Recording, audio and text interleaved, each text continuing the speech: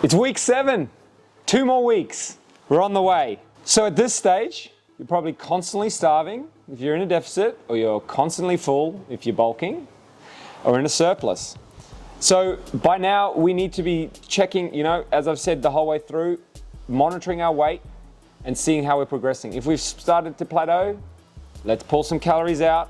If you want to just get that little bit extra shredded, pull some calories out. I'm personally dropping about 100 to 200 cal extra now at this stage, just to get across the finish line, be extra hungry at the end. Now, key things to achieve in week 7 is start thinking about the finish line and how you could challenge yourself in the last 2 weeks.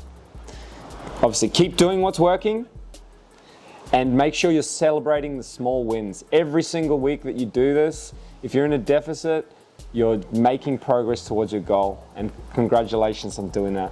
So I'll see you next week for week 8, the final week.